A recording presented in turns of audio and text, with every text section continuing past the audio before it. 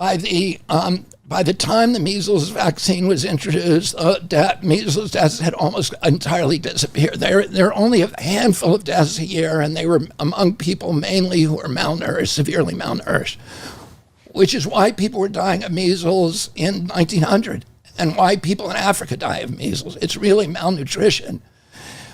Once you get a population that is well nourished, that has good hygiene, it's very hard to kill them with infectious disease.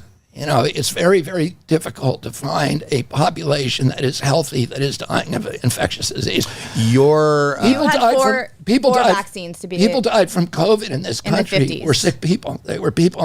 CDC said on average they had 3.8 chronic disease. So they had diabetes, they had obesity, they had asthma, and something else. On average, it was only sick people who were dying.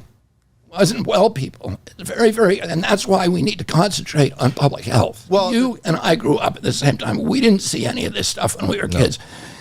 ADD a little, but ADHD, speech delay, no. Language delay, tics, Tourette syndrome, narcolepsy, ASD, autism. We didn't even see it.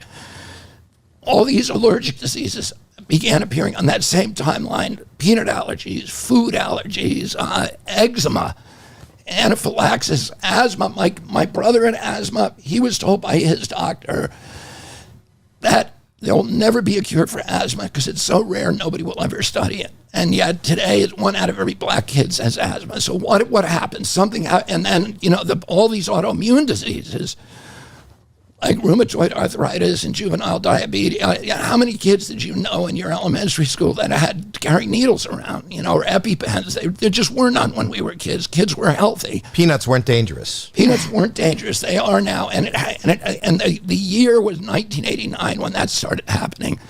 Something happened that year, and it has to be an environmental toxin because genes do not cause epidemic. And we in this country have the highest chronic disease burden in the world. So we went from 6% of kids had chronic disease when my uncle was president, and today about 60% do. What happened? Something has made our kids the sickest generation in history and the sickest kids in the world.